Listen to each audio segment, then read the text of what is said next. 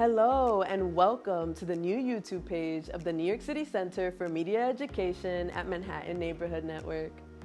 Here at CME at MNN, we're a media learning, production, and distribution hub that promotes creative expression, community engagement, and unique voices. We have not one but two amazing facilities in the New York City area, one in East Harlem, El Barrio, and a brand new facility with brand new state-of-the-art technology on 38th Street and 10th Ave. So if you're interested in learning more, check out our website or sign up for our newsletter for updates in courseworks in studio, audio, visual production, and more. My name is Cindy Candelario, a media education coordinator here at CME, and I'm so excited to be introducing this new YouTube series, Bite-Sized Media Making with CME. In Bite-Sized Media Making, we'll be going over, that's right, really bite-sized and succinct tips and tutorials for how to best utilize your media making skill using post-editing software.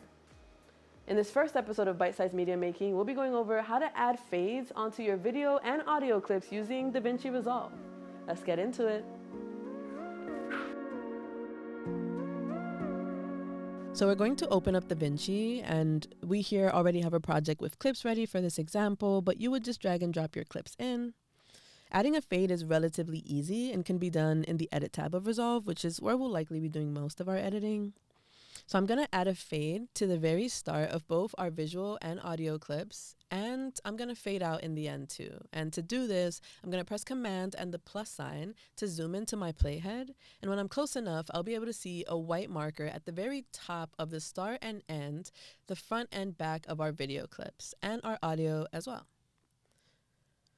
When we see that marker, what I want us to do is hold by clicking and dragging that marker in at the start or dragging it in at the end as well. You'll see what happens here is that DaVinci is giving us a really simple, easy way to shift the graphics without going into Inspector. What's happening is for our video, we're shifting the opacity and telling the video to start at 0% opacity and to gradually increase until it hits where the marker is now newly placed, and there the opacity will be 100%. That shaded shadow in between shows you that the opacity will be gradually rising until it hits that moved white marker where it's at 100 and the video will play regularly. Same with the audio, it increases the volume until it hits that white marker and then we're at 100. And with the outros, it's the same thing, but it's gradually bringing it down from 100 to 0.